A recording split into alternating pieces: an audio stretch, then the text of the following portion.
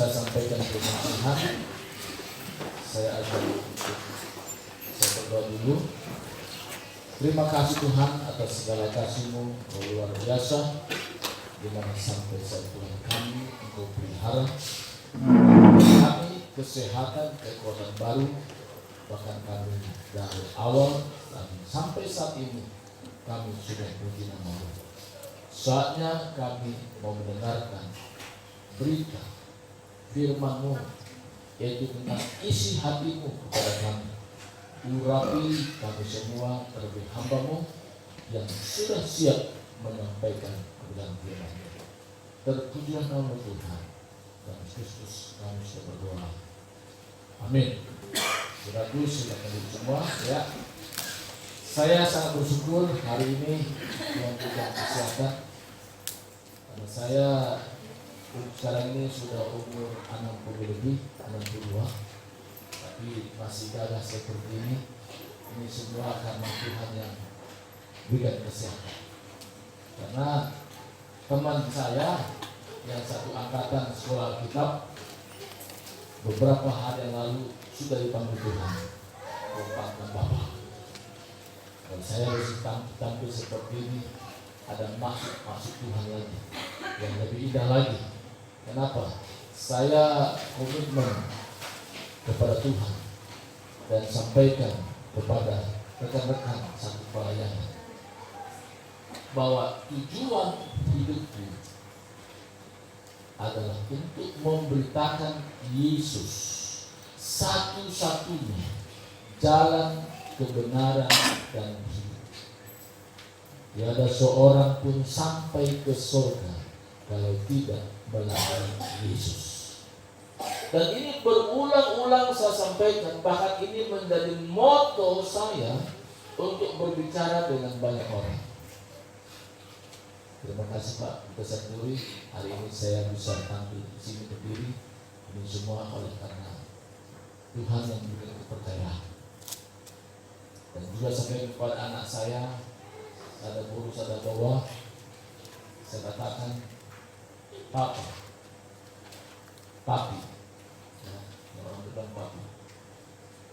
Tujuan hidup saya tidak berpikir tentang yang lainnya, hanya untuk memberitakan firman Tuhan pada siapa saja. Nah, maka hari ini tema yang saya sampaikan yaitu berita tentang hidup dalam kehendak Tuhan. Temanya apa? Hidup dalam kehendak Tuhan. Karena Tuhan berikan kita pilihan dalam hidup. Ada kehendak Tuhan, ada kehendak iblis. Saya tidak usah ceritakan bagaimana kehendak iblis. Ada kehendak manusia yang di luar Tuhan. Semua punya kehendak. Tapi kita yang hadir pada hari ini, supaya kita memahami, mengerti sampai detail apa sih kehendak Tuhan itu. Nah, hari ini kita mulai dengan satu ayat yang terambil di Markus pasal yang 10. Juga ada tampilan juga. Kalau ada tampilan juga bisa kita lihat di Alkitab kita. Markus pasal 10 ayat yang ke-45. Saya mengajak kita sama-sama membaca ayat ini. Kalau sudah ketemukan, saya hitung sampai yang ketiga, kita sama-sama membacanya. 1, 2, 3.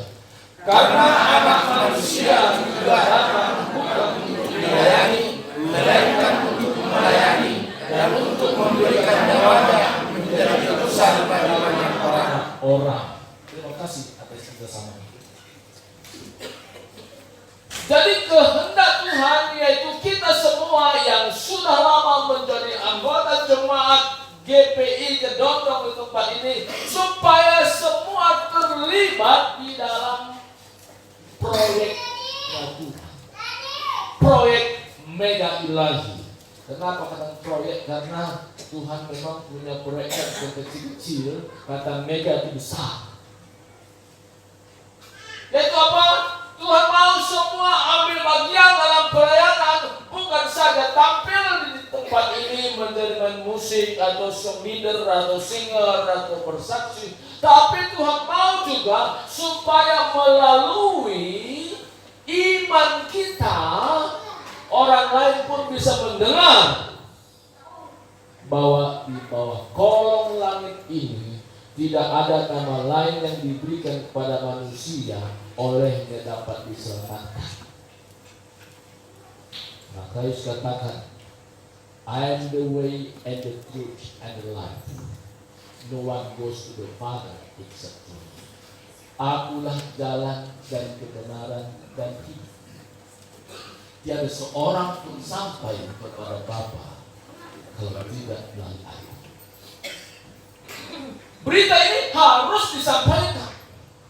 Bagi siapa? Bagi orang yang mengerti bahwa dia mau hidup dalam kehendak Tuhan. Karena di luar sana masih banyak orang yang belum dengar berita ini.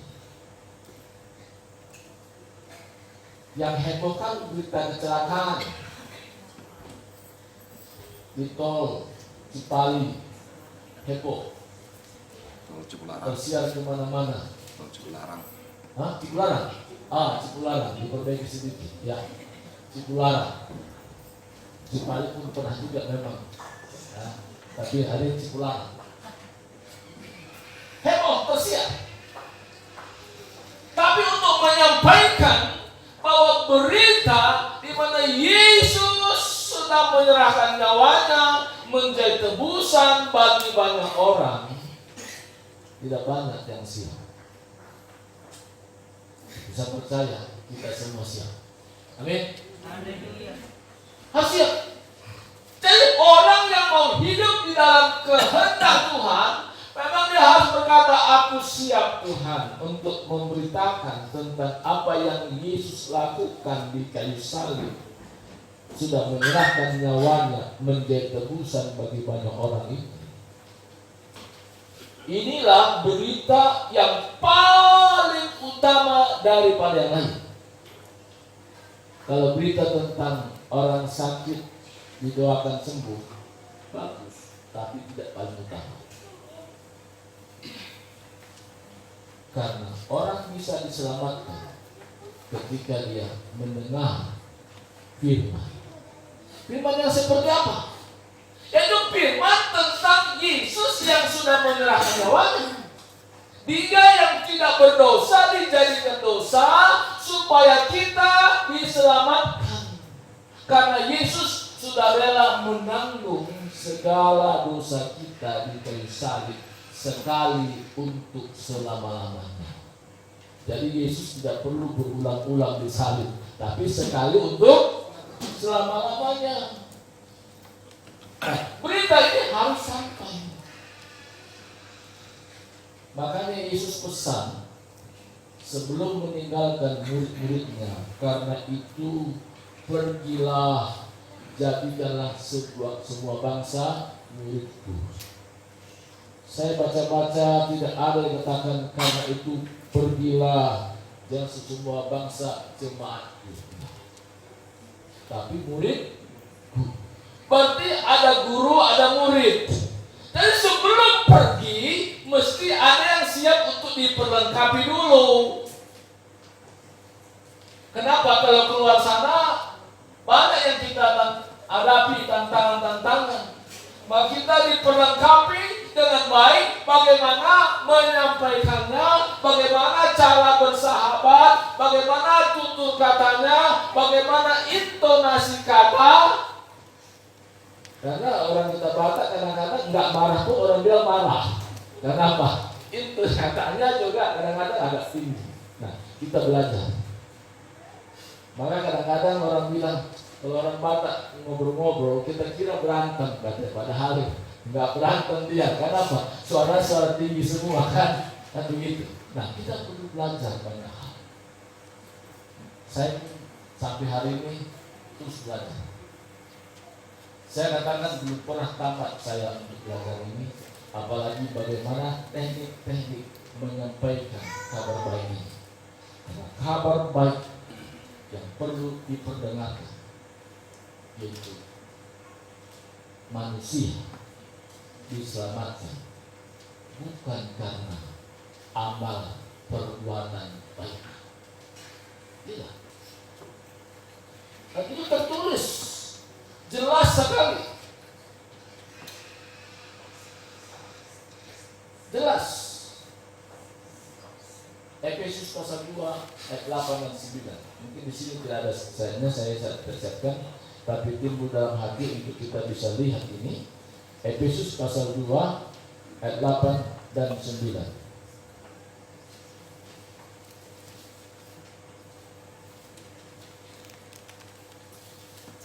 Bacakan.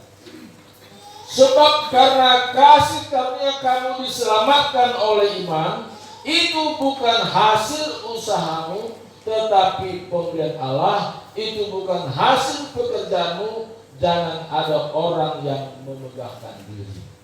Jelas ayat ini bahwa tidak ada kaitannya dengan usaha, tidak ada kaitannya dengan perbuatan baik, walaupun itu penting. Tapi untuk manusia diselamatkan bukan karena perbuatan baik, bukan karena amal yang banyak.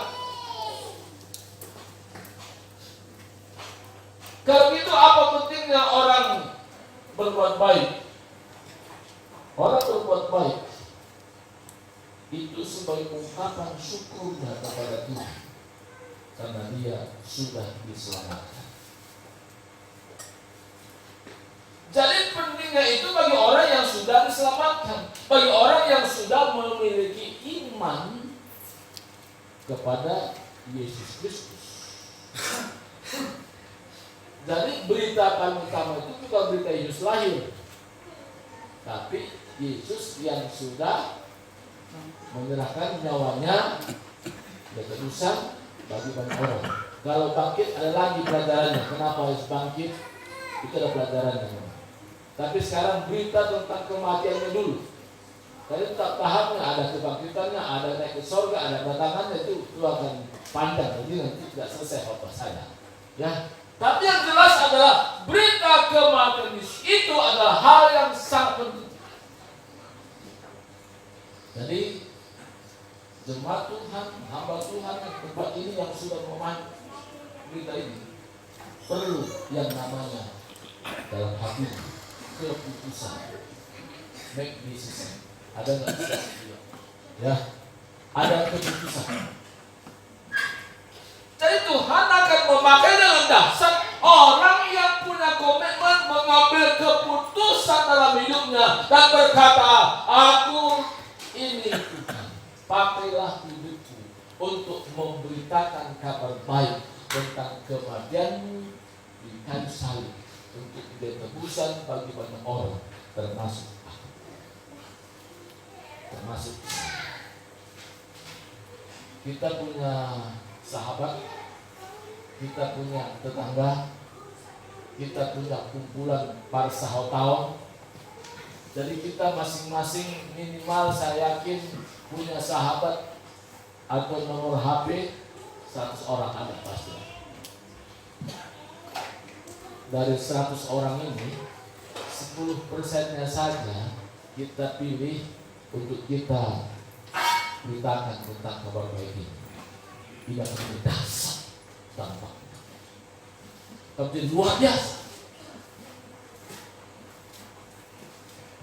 Karena jangan kaget nanti ada orang sepanjang hidupnya dari lahir sampai mati tidak pernah memberitakan kabar baik.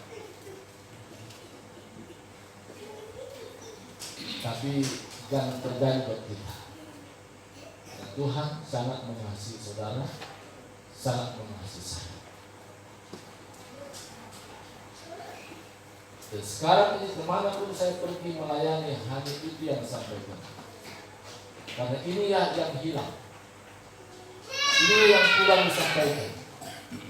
Karena dengan teologi kemampuan sekarang ini tentang Yesus makmur, wah meningkat ekonomi itu, mana-mana di apa orang, disenangi orang. Tapi kita menyampaikan tentang hidup kekal. jaminan hidup kekal, kepastian hidup kekal hanya ketika orang menerima anugerah keselamatan yang diberikan cuma-cuma kepada manusia yang beriman kepada Yesus. Jadi iman kita sebagai sarananya untuk kita menerima keselamatan kekal itu, maka setiap orang yang secara alam rohnya sudah menyadari ini, menyadari tentang keselamatan ini, maka hidupnya pasti bergairah. Hidupnya sangat mengalami satu semangat yang luar biasa. Dari mana saya bisa cerita ini? Karena saya alami sendiri. Saya bergairah. Orang mau stopkan juga bersaksi, saya tidak bisa stopkan. Di mana saja, kapan saja, di situasi apapun, di taksi online juga, saya selalu bersaksi tentang bagaimana karya Yesus di kayu salib. Karena itu berita yang paling utama. Jadi kalau rahasia untuk jangan stres, jangan renungkan stres, jangan renungkan masalah, renungkanlah karya Yesus di kayu salib. Ketika engkau merenungkan apa yang Yesus lakukan di kayu salib, minimal dua hal yang kita bisa petik. Apa yang pertama kita petik? Betapa dalamnya kasih Yesus buat saya. Dia rela mati buat saya. Saya nggak ada hubungan darah dengan Yesus, tapi dia mau rela mati untuk menggantikan posisi saya yang seharusnya saya dihukum, tapi Yesus menggantikan hukuman dosa saya. Pertama kita ingat tentang yang kedua apa kita petik dari korban Yesus? Yesus mau berita ini bukan hanya berhenti kita, tapi terus kita sampaikan. Karena itu kita dapat berkat yang luar biasa, melebihi daripada uang yang berjuta-juta. Karena uang tidak bisa menyelamatkan saya dan saudara. Tapi Yesus sudah mau memberikan nyawa. Maka kita terus akan ceritakan bagaimana lawakan sukacita karena kita sudah dijamin. Apa? Dijamin oleh Yesus masuk surga. Kita dijamin menjadi penghuni surga. Uang tidak bisa jaminan, tapi iman kita kepada Yesus memberikan jaminan kepastian kita menjadi warga kerajaan surga. Apa? Warga kerajaan? Coba beritahu sebelahnya, Anda warga kerajaan surga. Anda Haleluya. Ya. Kenapa saya kan supaya jangan tegang ya, gampang ya kan? Nah, mulai agak sedikit ada ketawa-ketawa kan? Ya kan? Iya. Saya begitu saudara. Saya cukup bangga bagi Yesus. Kemana-mana pun saya bilang kebanggaanku adalah Yesus. Dia memberikan jaminan kepastian saya warga kerajaan surga. Karena bagi Yesus yang sudah menjamin hidupku, tidak ada istilah mudah-mudahan, nggak ada. Ada kepastian dari hidup sekarang sampai hidup selama-lamanya. Jadi saya tidak mudah stres. Walaupun tadi tanya bagaimana kondisi Inang, bagaimana kondisi kesehatannya. Dia sudah bisa berjalan walaupun pakai tongkat, ya, pakai tongkat. Tapi yang saya sampaikan bagaimana supaya dia sukacita, karena hati yang gembira adalah orang. Dan saya selalu tekankan. Dan tiap pagi saya latih bagaimana dia berjalan, terus berjalan. Tadi pun juga ini berjalan lagi. Karena ada hamba Tuhan memberikan arahan latih berjalan Pak. Nah itu bagian juga yang saya lakukan untuk melatih dia jalan. Yang kedua, bagaimana dia sukacita. Karena apa? 70% penyebab orang sakit bukan karena faktor makanan, bukan karena kurang olahraga, tapi di pikirannya. Susah. Nah, karena zaman dulu katanya kereta api bunyinya susah.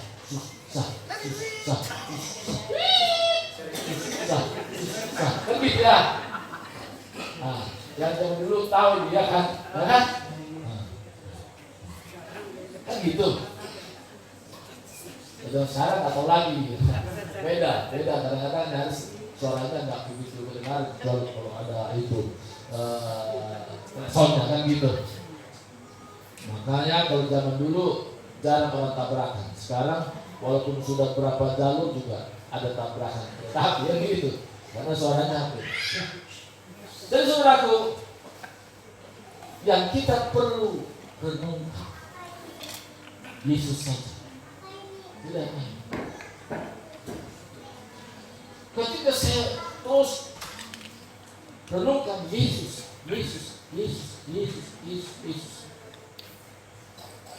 hidup saya mengalami satu lawatan sukacita yang luar biasa. Siapa mau sukacita? Coba angkat tangan. Wah, semua ya, sukacita ya. Iya. Kalau belum pernah merenungkan tentang Yesus, bagaimana tentang kasihnya, bagaimana tentang korbannya, renungkan dari saya.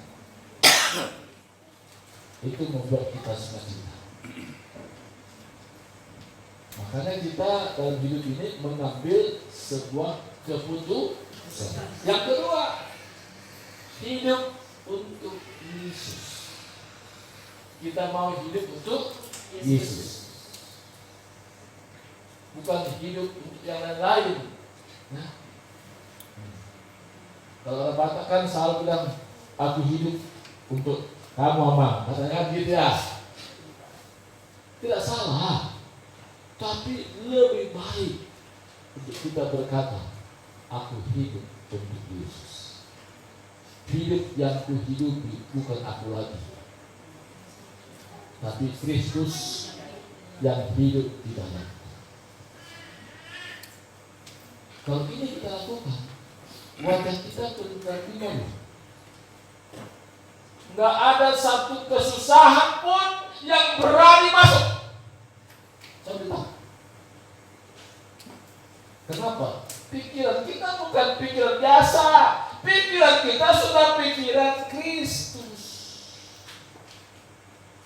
Makanya kata firman Tuhan, hendaklah hidupmu bersama menaruh pikiran dan perasaan yang terdapat di dalam Kristus.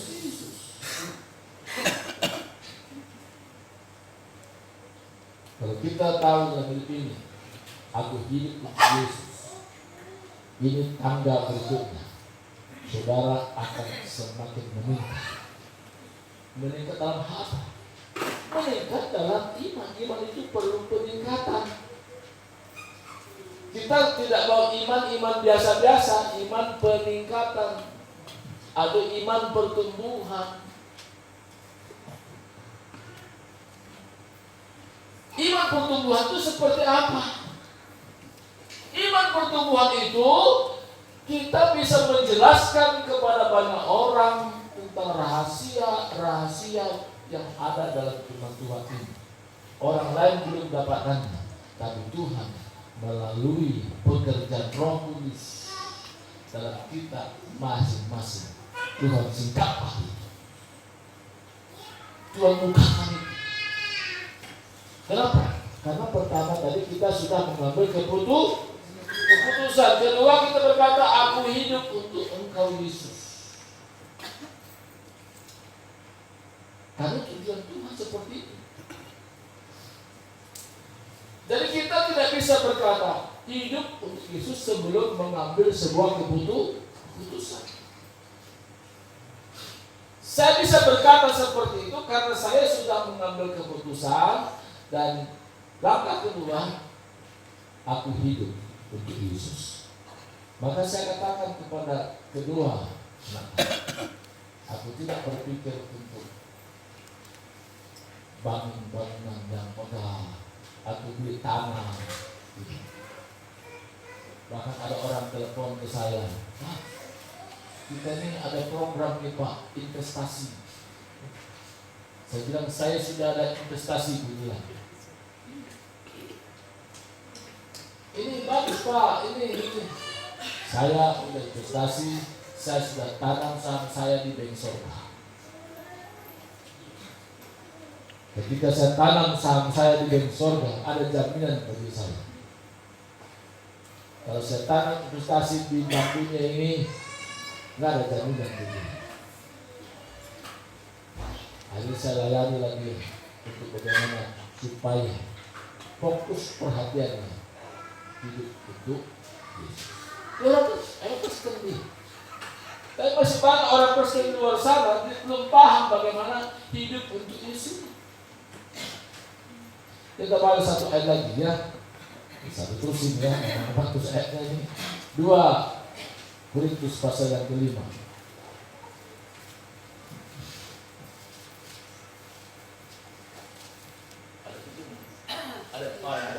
Ada di PowerPoint ya. 2 Korintus pasal yang ke-5 ayat yang ke-15. Saya bacakan, kita simak. Dan Kristus telah mati untuk semua orang, supaya mereka yang hidup tidak lagi hidup untuk dirinya sendiri, tetapi untuk Dia yang telah mati dan telah dibangkitkan untuk mereka. Kalau kita berkata, Tuhan, aku hidup untukmu, jaminan itu semakin terasa. Saya hari ini, saya tidak perlu lagi memikirkan apa yang saya makan, apa yang saya pakai. Jaminan Tuhan itu luar biasa. Bahkan kemana-mana saya menginjil, Tuhan siapkan biaya. Tapi bagaimana itu terjadi ketika saya berkata, aku hidup untuk Engkau. Biaya ke Amerika itu bukan sedikit. Kalau saya tanya biaya untuk Amerika cukup lama ya. Ketika ada peluang diberikan Tuhan kepada saya untuk berangkat ke Amerika,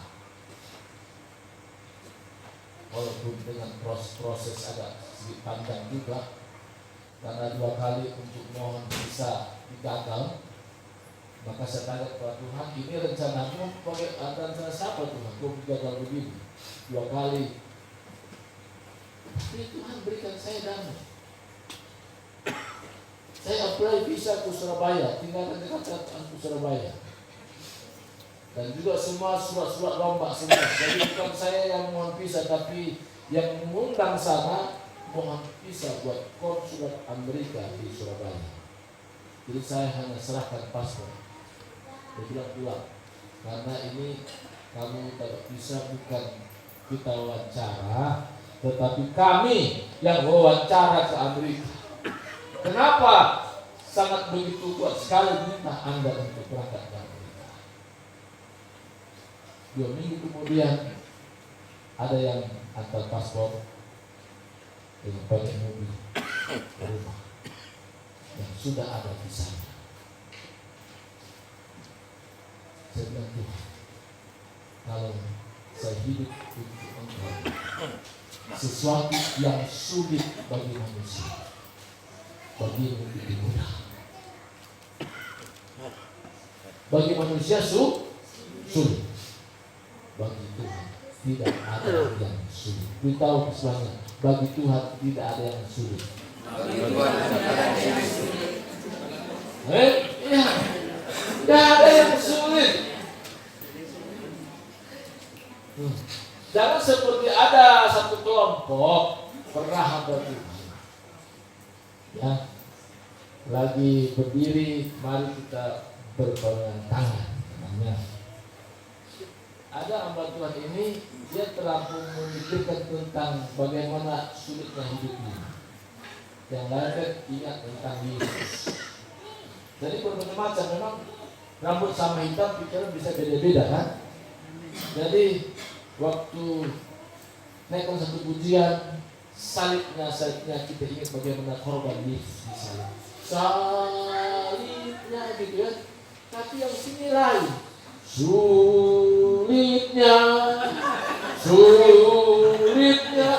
yang direnungkan kesulitan hidupnya.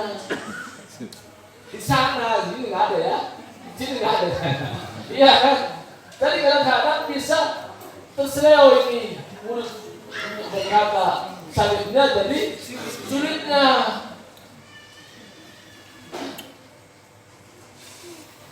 Yang ketawa dia paham ya, paham ini mungkin pernah juga dialami ya. Kalau yang diam juga benar juga itu ya.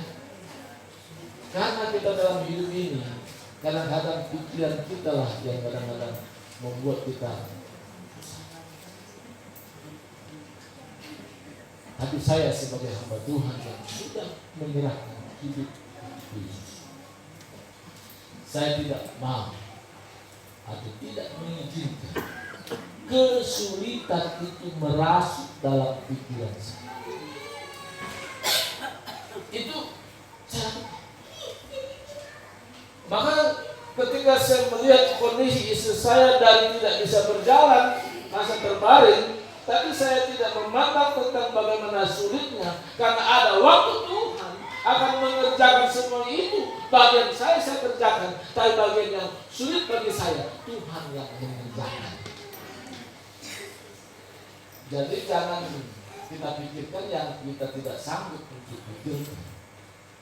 Jangan memikirkan sesuatu yang melampaui apa yang kita patut pikirkan.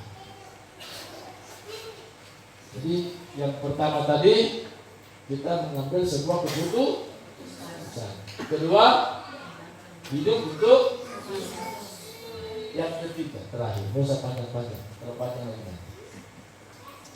Yang ketiga, harus konsisten. Konsisten itu apa sih?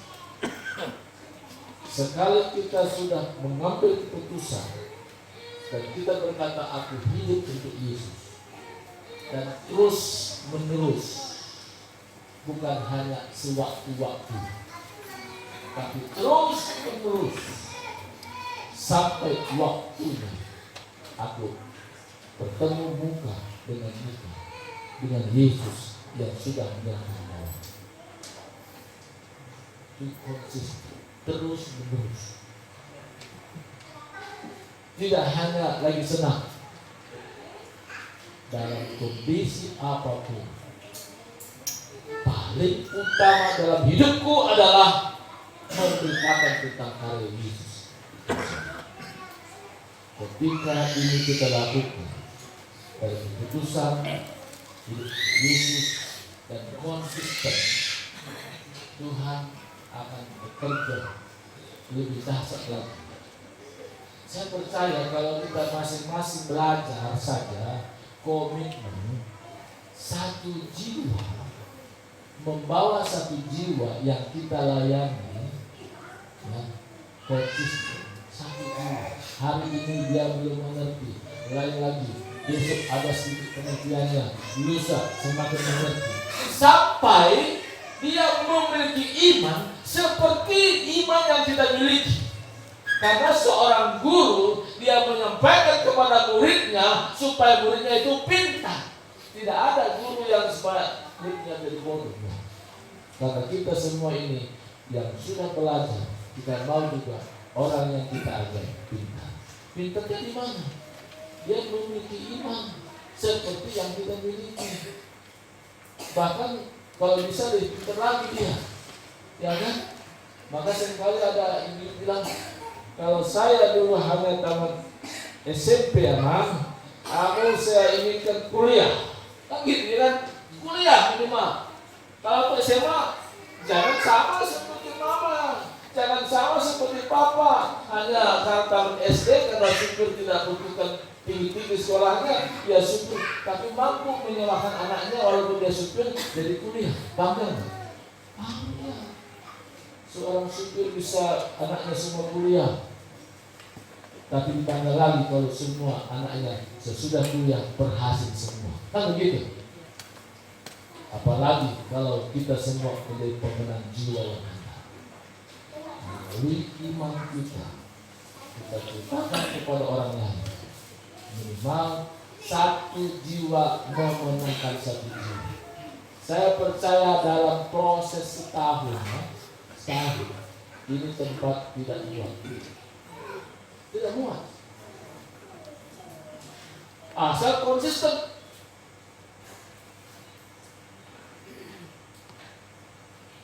Saya di satu saksi di tempat kami.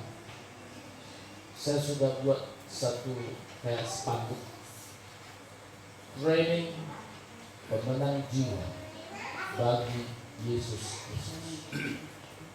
Spanduk sebesar. Dan ada training itu seminggu sekali dibuat. Orang-orang yang datang dia paham bahwa datang tidak sekedar untuk memuaskan orang ini, tapi dia tahu bahwa dia datangnya dia menjadi pemenang jiwa. Jadi dengan cara itu orang-orang memahami bahwa tidak sekedar tahu firman, tapi dia menjadi pemenang jiwa yang luar biasa. Karena sukacita kita, kenapa seperti itu? Karena setiap orang yang terlibat dalam pelayanan proyek mega ilahi dari Tuhan, dia tidak pernah kehilangan upah. Upah itu tersedia bagi orang yang mau melibatkan diri dalam proyeknya Tuhan. Bukan sekadar kita selamat, tapi ada mahkota. Setiap orang yang terlibat dalam pelayanan ada mahkota diberikan. Maka jangan kaget kalau orang yang tidak mau melayani nggak ada mahkota. Maka gimana ya? Aku nggak ada mahkota, dia nggak ada mahkota. Mau ulang lagi nggak bisa. Kenapa? Sudah sama-sama di surga. Kita baca ayat paling terakhir ya, ayat paling terakhir ini ya. 2 Timotius. Ini sebagai acuan saja. 2 Timotius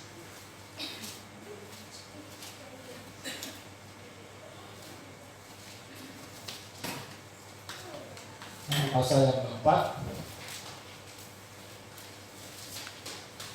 Ini bagaimana Paulus sendiri katakan bagaimana dia begitu tekun melayani dan disampaikan kepada Timotius sebagai anak didik. Ayat yang ke-7 dan ayat ke-8. 2 Timotius pasal 4 ayat 7 dan ayat ke-8. Saya baca. Aku telah mengakhiri pertandingan yang baik. Aku telah mencapai garis akhir dan aku telah memelihara iman. Sekarang telah tersedia bagiku mahkota kebenaran yang akan dikenakan kepadaku oleh Tuhan Hakim yang adil pada harinya, tetapi bukan hanya kepadaku, melainkan juga kepada semua orang yang merindukan kedatangan. Jadi hari ini saya hadir di sini. Tuhan mau jemaat Tuhan di tempat ini bukan hanya sekedar diselamatkan, bukan sekedar masuk surga. Itu sudah so pasti kata orang ini. Tapi untuk mahkota perlu terlibat dalam penjangkauan jiwa. Hanya orang yang melibatkan diri untuk berkata, Tuhan ini, aku tidak berpuas diri hanya untuk bisa masuk surga.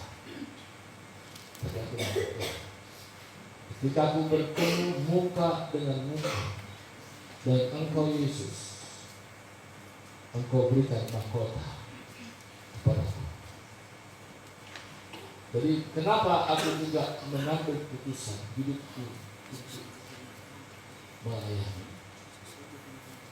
Tujuan hidupku menceritakan Yesus Kristus yang mati kayu salib. Kemana-mana pun saya pergi, itu sampaikan supaya saya juga ada mahkota. Tapi saya tidak berpikir itu hanya saya dapat mahkota, tapi kita semua dapat mahkota. Coba katakan, kita semua dapat mahkota. Kita semua mendapat mahkota. Amin. Jadi tidak ada yang tidak ya. Inilah firman Tuhan yang sampaikan kepada kita semua. Dan untuk seterusnya saya serahkan kepada hamba Tuhan yang menuliskan firman Tuhan ini.